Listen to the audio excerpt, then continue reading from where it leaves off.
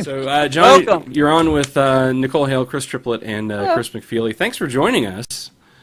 Hey, no problem. Do I have video? It's not up just yet. We do have a lovely picture of you, though. So you may hit the video button, and we'll get you on.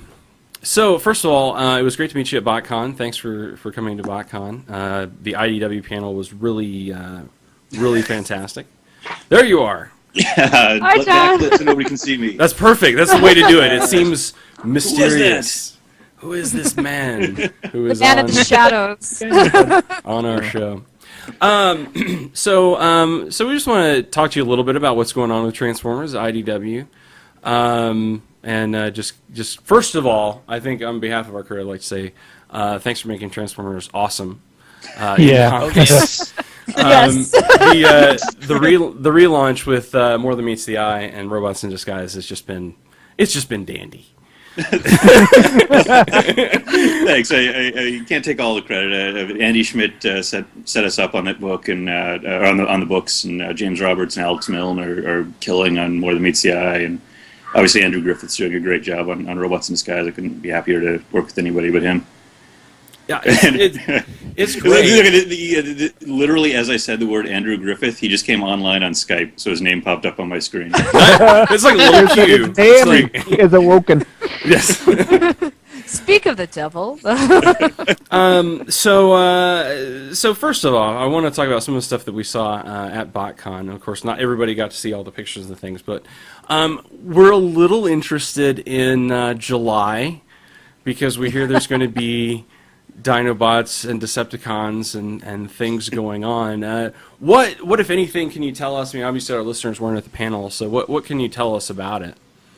July is Decepticon month, so we've got in More Than Meets the Eye, we finally meet the Decepticon Justice Division, which James has been teasing out, I think, since Bullets in the Wreckers trade, the last stand of the Wreckers trade, for anybody that doesn't religiously follow Transformers.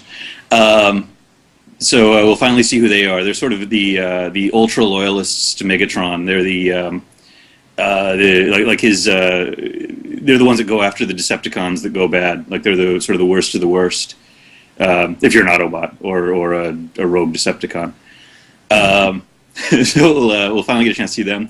Meanwhile, in in Robots in Disguise, the one I write, Turmoil, who was in the Drift one-shot and briefly in the Drift Limited series, and was presumed dead, is back, and he's on Cybertron, and Bumblebee and Metalhawk and the whole group has to figure out what to do with this really terrible Decepticon showing up. Do they let him in? Do they treat him like a normal Cybertronian? But I think the big news really is August is Dinobot month. That's going to run across all of the Transformers books, including Regeneration 1. And it's not an event that you have to read every, it doesn't start in one and go to the next. Obviously, Regeneration 1 takes place in a totally different universe. It's part of that just actually worked out really coincidentally. You're not going to believe this, but they like Grimlock in Regeneration 1. Really? I can't imagine why. I don't know. Simon Furman kind of likes the character, so he's showing up. So we'll have Regeneration 1, we'll have Action Master Grimlock taking center stage. Meanwhile, in the regular IDW Comics universe, Grimlock's going to be coming back. We haven't seen him since he disappeared from Garrus 9. That was about 5 years in continuity. I think it was a little bit less in real time. So we haven't seen him for a very long time. We don't know what he's been up to, and he's going to be showing up in More Than Meets the Eye. And meanwhile, the rest of the Dinobots are going to be returning to Cybertron and Robots in Disguise, and Ironhide's going to be leading them into the Cybertronian wilderness. So we'll finally get a chance to explore what's going on outside of Iacon and the farther reaches of Cybertron. Excellent. Well, I mean, obviously we're looking forward to it. So, I did just get a chance. I've been so busy after BotCon, but I did get a chance to catch up on Robots in Disguise. I'm kind of interested. I mean, is it your intention? I mean, was it your intention to sort of create sort of almost like a political drama and do that in like the Transformers world, or what is your vision for Robots in Disguise? I mean, what are you thinking on it? Yeah, I mean, like it's a political story, but it's political in the sense that, like, I don't know, maybe Game of Thrones is political. There isn't a lot of people walking down hallways. Hopefully, it isn't a lot of people walking down hallways and talking. No, and, not that. No. it's a lot of a lot of fighting. There's less nudity as well, I think. In game, well, they're all naked. Oh, Yeah. that's a good point. Fair point, sir. We're one of the few comics out there that has 100% nudity ratio. But yeah, I mean, it's like really the idea is sort of what happens after the good guys win. How do you win a battle that's lasted for 4 million years? There's no easy ways to maintain a victory and still be the good guys. And Bumblebee is sort of the key figure in that he's essentially the good guy. He's the nice guy who's sort of put into this position where he has to do not nice things, for the good of everybody. Sort of doors are moving behind me. The questions of how far do you go, for good. Well, and Prowl is definitely, sort of crossing that line. I mean, he's gone into a whole, different thing. I have to say, the death of the Constructicons was just a little. Oh, I was like, wow, we went there. So I mean, so bravo to that, though. I mean, it's been. I genuinely thought issue 4 was where everybody had turned against me. And, Well, definitely, it's definitely raised a lot of hackles. yeah. All around. I do have one question about, of course, since you're kind of senior editing everything, More Than Meets the Eye I've been really interested in as well. Is it the Odyssey? Because that's been my question from the beginning, because it's like I got to the end of the first series, like, oh my god, it's the Odyssey. Is it really, or am I just making that up? I don't think you're far off. I mean, it's a quest. It's a quest narrative. I mean, I think James... You kind of have to ask James Roberts, the writer, about some of his influences, but that's definitely the sort of thing James thinks about. I mean, not to sound too lofty with this stuff, but I think both of us had goals that would be more than just big robots fighting. Although we both want there to be big robots fighting, because it is a key part of Transformers. But in addition to that, you can kind of take it, hopefully further than a lot of Transformers comics have gone before. Not there haven't been some great ones in the past, but both of us just want to really push it, try something new. And I think mine's really sort of grounded and centered on this one location. James is really taking him on this voyage through the galaxy. We'll see pieces of the past and the future and all these things as we keep going. So yeah, I mean, the two books really have a different feel. I think James, the Odyssey is not far. It's not far from what he's going for, from what we're going for with it. I'll take that as a yes. Okay. I wondered, was that a conscious choice when the books were being mapped out, or later in the process? Was it a conscious decision to have one that is very much the out there voyaging, exploring the world, and one that is the very insular, totally limited to Cybertron thing, and to deliberately explore these two things in two separate books, or did they just sort of happen that way? I mean, was it planned out, or? Yeah, I mean that was the idea was okay, there's one group that's going out into space and one group that's staying on the planet. We'd been focused on Earth for so long, we wanted to kind of move away from being on Earth for a while. And there's sort of two ways you can not be on Earth, which is be somewhere else or be traveling through space. So yes, and then I think James and I approach the stuff from some different angles. Like we come at this from different paths, different histories with the Transformers and different ways of looking at the stuff. I think we kind of arrive at a similar place because I mean I really love what James does, and he tells me he likes what I do. I don't know. It couldn't be just because you're like the editor, right? It's not like we talk. You usually have pretty long conversations every couple of weeks. We'll just kind of talk about what like writer, like as a writer to writer kind of thing. That was the editor writer relationship. Just kind of figure out what we want to do, where we're going to go with things. So we talk about the stuff. We kind of there's definitely pieces that he's thrown my way that have become major parts of Robots in Disguise. So there's a little bit of the DNA of each of us kind of seeping into the other books. But what really keeps them separate, I think, is that we come at them differently. And I think if like the genesis was deliberate in having one going off and one staying behind. And I think there would have been more deliberate course correction if we'd started to do things too similarly, but that just didn't really happen. Cool. Well, I know Nicole just has a burning question. So I do, but it's not about Transformers. Okay. Outrageous. When you worked for Marvel, I want to ask you a question because you were the original editor of one of my favorite comics, the Dark Tower series, and I was wondering, how did you get involved with Stephen King? What kind of permissions did you have to deal with him? I mean, everyone knows Stephen King, so what was your involvement with him? It's kind of an interesting story. The senior editor on the book was Ralph Macchio. We basically just listed our actual positions in the company. So I was editor, but like Ralph was a big part of the editing process. And then Nicole Boos, now I can't remember if she was Nicole Wiley at the time, was associate editor. Right here. Okay. The three of us were working editorially.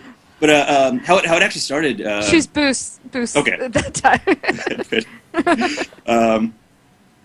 We going after Stephen King was something that I think Joe Quesada had wanted to do for a really long time, and he over the years had made some inroads with with King's agent and King's people and stuff. And finally, we sort of got it set up where we were going to pitch on doing this Dark Tower series. So Joe wanted it to be all out. We were going to get some of the best people we could, and not make it just a regular adaptation or a spin-off book that you see at a lot of comic companies. So we initially Joe wrote an outline of, I think it was like 4 pages. He just broke down the opening scene of or the opening sentence or paragraph of the Gunslinger with a Roland running through the desert with the Man in Black pursuing. So Joe wrote a plot. It was a 4-page plot, and we sent it over to Jay Lee. And the idea was that Jay was going to pencil it. Richard Izanov was going to digitally paint it. At the same time, Jay was going to ink it, and then Izanov would color it more traditionally. So we'd have sort of 2 versions to show at this presentation that we'd arranged to have King and his agent Ralph Vincenzia show up. Is that who it was? Was it Ralph? Yeah. Jay turned in the pencils. They were really cool. Richard painted the first page, and we were like, "Oh, no, that's it. Don't ink them. That's exactly how it's got to look. It's beautiful." So we got that done. Chris Eliopoulos lettered it up. We had them printed out on big 10 by 15 board to take to this presentation.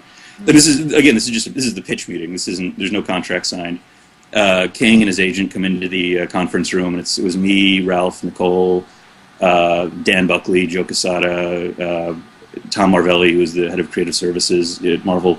Just a bunch of people kind of sitting around this conference table. We show King these pages, and he's looking at them.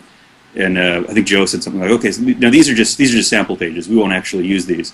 And King's like, "No, these are the first 4 pages of the book." Then you turn the page, and here's what happens. And he lays out 30 issues right there. Wow! He was really awesome. He was great. He's like kind of exactly how you hope Stephen King is. Like he's just a really nice guy. He surrounds himself with really cool people. I would not been able to talk in that meeting and be like, "Oh my gosh, it's you!" So like we were. And those were the first pages of the Dark Tower book. That was the course we took for the next 30 issues. I only worked in the first. I worked in the first story, and then I kind of helped break down the story in the second one. But that was how it went. It went really smoothly. It's gorgeous. I love it. It's one of my favorite trades I put together. Is that first one? It's like beautiful. I love it. You guys did a great job. It's my favorite story of all time. So the series of books. So it's like, this is great. Thanks a lot. Yeah, look, we were really aware we were going to get a lot of people who had never read comics before or hadn't read comics for a really long time. So we wanted to have something that was going to be accessible to them, but not in the way a lot of things wind up. When you say being accessible, a lot of times you just wind up with the most basic storytelling. And we wanted something that was going to be very unique and comicsy. And I think Jay and Richard really delivered that. Well, it's what got me back into comic book reading. So congratulations. Awesome. And now I'm doing So- a podcast about comic books. So now I thank you. Awesome. That's great. I'm glad to hear that. So I know you don't have a lot of time, but we want to talk real quick about Regeneration 1, because, of course, the .5 came out with Free Comic Book Day yesterday. Yeah. I had a great Free Comic Book Day, so I hope you did as well. So Regeneration 1, this is kind of something that maybe is a little bit different, because this really came about as part of a large part from fan reaction. I mean, were you surprised by the fan reaction to try to get this done? I mean, yes and no. I mean, Simon's writing affected a lot of people. When I was a kid, I grew up and I read the Transformers. I mean, I bought the first Transformers off the stand. I love the series, but I probably liked what Larry Hama was doing on G.I. Joe more, and like that. I was one of those people that stuff really affected me. The silent issue and this second year of it, where Cobra started getting really complex, and the fact that in the G.I. Joe comics, like all these guys were Vietnam vets, and they were all really they were sort of damaged people who would go off on these killing missions, and they knew they weren't all going to make it back. And it was really different in the cartoon. And I love the Transformers comic, but I stopped reading it at a certain point. And I was living in England for a while. My friends there that were about the same age that would be talking about G.I. Joe if we were in the U.S. would be talking about Transformers. And I kind of, I was kind of surprised. I mean, I guess it translates a little better across across countries and stuff than G.I. Joe does, maybe. Then a friend of mine, Daniel Merlin Goodbury, was like, "Oh, you got to check out Simon Furman's stuff." So I did, and the first issue I read. This is in like my mid-20s. This wasn't that long ago, cosmically speaking. It was the one with Ratchet and Megatron fused together, and they've just come out of the teleporter device, and they're kind of walking down the hallway screaming and begging to be killed. And I was like, wow, this is awesome. If I was like 10 when I saw this would have changed my life. And I think that's the effect that Simon's stuff had on a lot of people, that were reading it at that time, or that read it later. I mean, I love that stuff, and I have absolutely no nostalgia for it. I just really, really enjoy it. So I think knowing that, and knowing how the Joe fans responded so positively to having Larry continue the G.I. Joe story with Real American Hero, it's not exactly surprising, but the number of people and the excitement about it was certainly impressive. Yeah.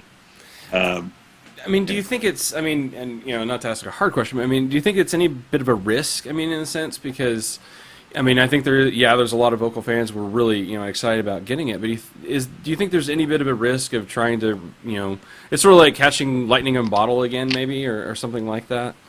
I don't feel that way because I read it and I love it, but I mean, just kind of as a company question, I guess, from from an editorial standpoint, maybe, or.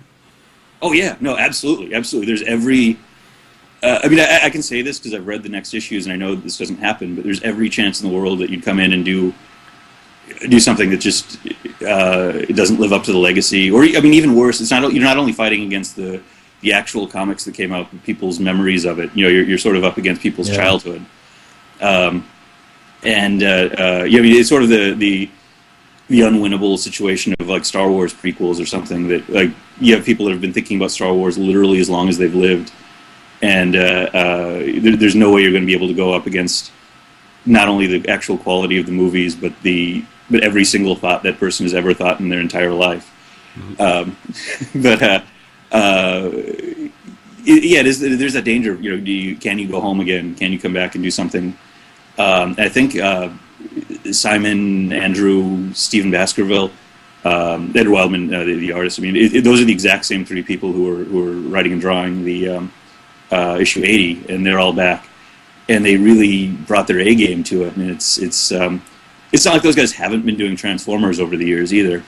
So it's not like they're coming in and just hitting the ground, without having done this for 20 years. But that is definitely a risk. That was definitely something I was worried about. But then I think what actually has happened with the book is pretty extraordinary. I think Simon's not one to not take risks, and I think as the story goes on. It isn't a nostalgia fest. It's very much, okay, here's what happens after that. Here's you had issue 80, but here's what happens next, and it's not what you thought was going to happen, and some of it's pretty terrible. I mean, terrible for the characters, not qualitatively terrible. Well, and he said "dead is dead" as well. I think that was the thing that really, I think, captured a lot of attention at the panel as well. And when he mentioned that was always a thing where it's like you have someone die and then they came back, but he said this is going to be the definitive. I mean, is that? I don't know. I mean, that's kind of blows me away a little bit because it's like that sounds scary and yet exciting. Because we are in a different world now. I mean, I like that, as far as IDW, they've made, several mentions that they understand that, you're walking that line where it's like you want to try to recapture what happened 20 years ago, and yet, comics have changed in 20 years. People's expectations have changed. So how do you, meld those two things? I will say after reading the .5, it's like, oh, that's how you do it. So yeah, and the .5 is probably the most. I mean, it's intentionally a recap of the series. So, like in that sense, it's the one that really looks back the most. The rest of it doesn't really look back that way. It keeps moving things forward. I think the series really gets better and better. I'm glad to hear you like the 80.5. I just think that's not the peak. Oh no, and I think it's just. I think it was the right way to set it up, to really kind of to lay that foundation. I mean, it's one of those deals where, and I think I may have mentioned this to Chris Triplett yesterday, but it's like I knew what was going to happen, like after the first page, and I liked that I knew that. It felt comfortable. It's like, okay, I understand this world, and it's going to be messed up and awesome, and I like that. So, and I think Furman was that an offhand comment or he scripted out to like 20 issues or more for this? I mean, do you know about how far out you're? The goal is issue 100. So awesome. Yeah, that would be great. And I think that's that's a big part of what he means when he says "dead is dead." Is we're aiming for an ending with this. There's something that like it's all set up where we're going and what Simon's doing. I mean, there's plenty of room for Simon to riff on things. I think as he goes on. But. Talking about goals, is it your goal to kill off more Transformers than Simon Furman? It'll be a race. Don't leave James out. James isn't innocent in this either. No. And that's why I kind of made that Odyssey reference as well, because it's like, man, it's like we're killing everybody. We're killing somebody at least every issue. Well, James has only killed guys who don't have toys. There's an important distinction there. Oh, well, John, we know we want to let you go. We thank you so much for coming. We're really excited. Like I said, Robots in Disguise, World of the CI have just been great. We're looking forward to getting Regenerations in our hand. That's going to come July, and then we've got Decepticons in July and Dinobots in August. So lots of awesome stuff coming out of Transformers IDW. We are looking forward to it. John, thanks again. Thanks so much for coming on the show. We really appreciate it. Thank you. Thanks for supporting us, and congratulations on 100 episodes. Thank you so much. Thank you. Thanks. Thank you. Bye.